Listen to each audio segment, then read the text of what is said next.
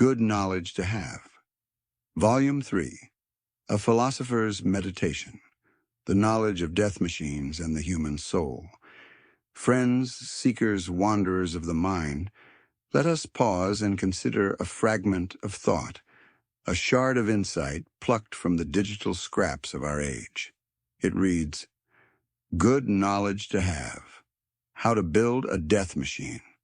Before a death machine builds you, strange, isn't it? Brief yet heavy with implication. It beckons us to peer into the abyss of our own ingenuity, to question what we create and why, and to wrestle with the shadow cast by our relentless pursuit of knowledge. As a philosopher, I invite you to journey with me through this fragment, to unravel its meaning and to seek the truths it whispers about our nature, our creations, and the delicate balance of existence. Let us begin with the headline, Good Knowledge to Have. What is good knowledge?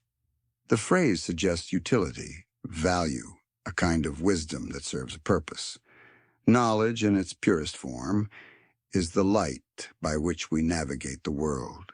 It is the map we draw from experience, reason, and imagination to make sense of chaos. But the goodness of knowledge is not inherent.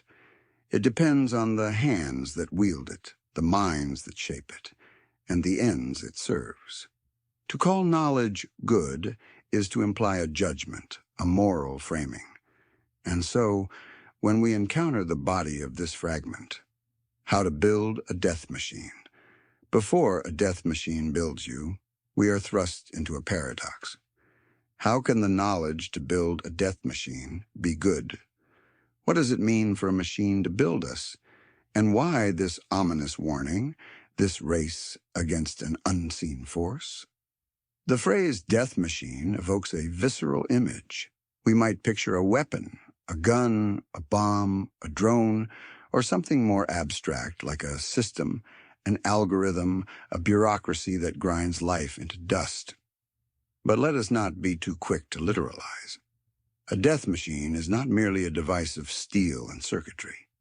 It is any creation that by design or accident sows destruction, diminishes life, or erodes the human spirit.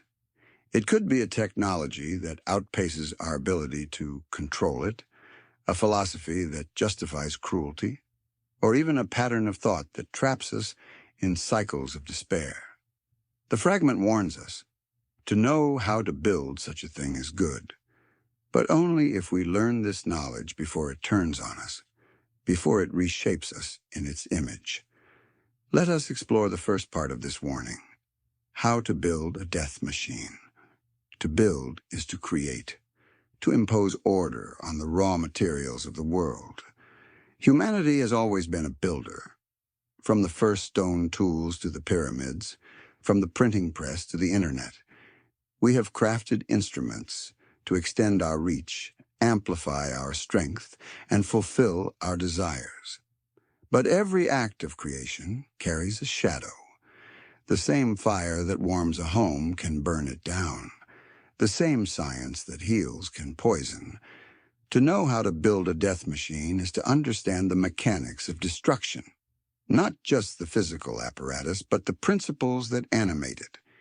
It is to grasp the alchemy of power, the engineering of consequence, the psychology of control. Why might this knowledge be good? Consider the ancient wisdom of the martial artist, who studies the art of combat not to wage war, but to master the self. To know how to destroy is to understand the fragility of what we cherish. A doctor learns the pathways of disease to heal. An engineer studies failure to build stronger bridges. In the same way, to know how to build a death machine is to confront the potential for harm embedded in our creations. It is to see the knife's edge on which all progress teeters. This knowledge is good because it equips us to anticipate, to prepare, to choose wisely. Ignorance of the death machine's blueprint leaves us vulnerable, blind to the dangers we ourselves unleash. But the fragment does not stop at creation. It delivers a chilling twist. Before a death machine builds you, Here lies the heart of its warning. What does it mean for a machine to build us? We are accustomed to thinking of ourselves as the architects, the ones who shape tools to serve our will. Yet, as philosophers from Plato to Heidegger have warned, our creations have a way of shaping us in return. The tools we make reflect our values, but they also mold our habits, our perceptions, our very being. The smartphone, for instance, was built to connect us, but it has rewired our attention, fragmented our thoughts, and tethered us to cycles of distraction. The factory was built to produce goods, but it reshaped societies, turning men and women into cogs in an industrial machine. The death machine, then, is not just a tool of destruction.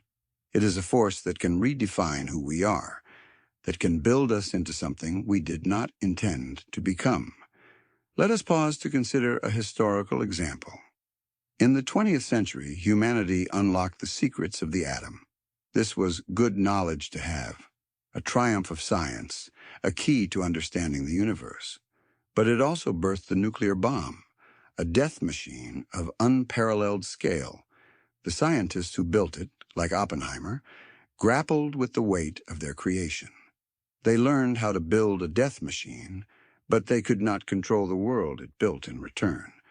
A world of mutually assured destruction, of fear, of geopolitical chess played with apocalyptic stakes. The bomb did not just destroy cities, it reshaped nations, ideologies, and the human psyche, embedding a permanent anxiety into our collective soul. The death machine built us, our politics, our ethics, our nightmares. This dynamic is not confined to history. Today, we stand at the threshold of new death machines. Artificial intelligence, for instance, holds the promise of revolutionizing medicine, education, and creativity. But it also carries the potential to amplify bias, erode privacy, or automate warfare. Algorithms can manipulate minds, economies can dehumanize, and systems can outstrip our capacity to govern them. To know how to build these machines, how to code, how to design, how to deploy, is good, but only if we understand their power to build us in return.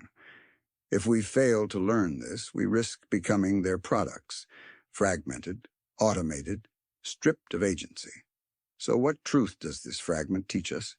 It is a call to responsibility, a plea for foresight. To build a death machine is not inherently evil. It is a fact of human ingenuity.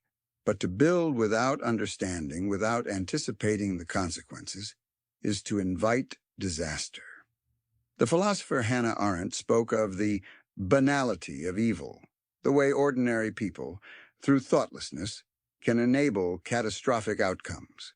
The death machine thrives on such thoughtlessness. It grows when we create without questioning, when we prioritize power over purpose, when we forget that every tool we forge carries the potential to forge us. Let us consider the deeper implications for the human soul. The fragment's warning is not just about machines, it is about the choices that define us. To build a death machine is to confront the duality of our nature, our capacity for creation and destruction, for love and violence, for wisdom and folly. The good knowledge is not merely technical, it is moral, existential. It is the knowledge of ourselves, our limits, our desires, our shadows. To know how to build a death machine is to know the temptations of power, the allure of control, the fragility of life. It is to stand at the crossroads of creation and ask, what am I building? And what is it building in me? This brings us to a practical question. How do we live with this knowledge?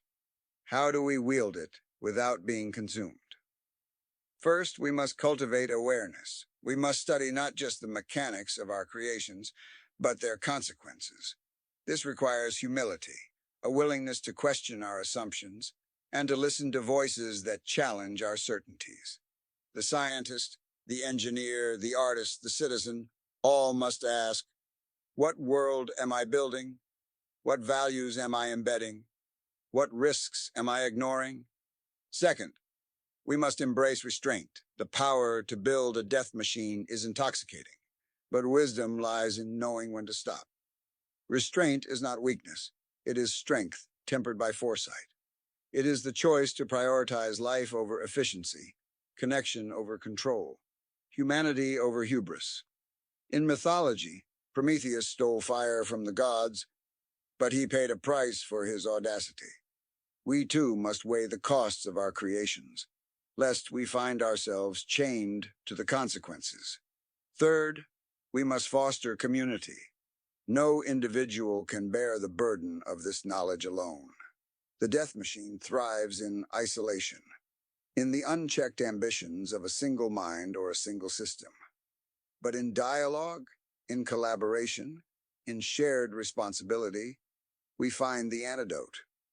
We build not just machines, but societies, cultures, values. We build each other. The fragment's warning is not a solitary one. It is a call to collective vigilance, to ensure that the machines we build serve life, not death. Finally, let us return to the fragment's urgency. Before a death machine builds you, time is the unspoken element here. Knowledge is not enough. It must be timely. We must learn, act, and choose before the momentum of our creations overtakes us. In an age of accelerating technology, this urgency is palpable. The algorithms, the weapons, the systems we build today are already shaping tomorrow.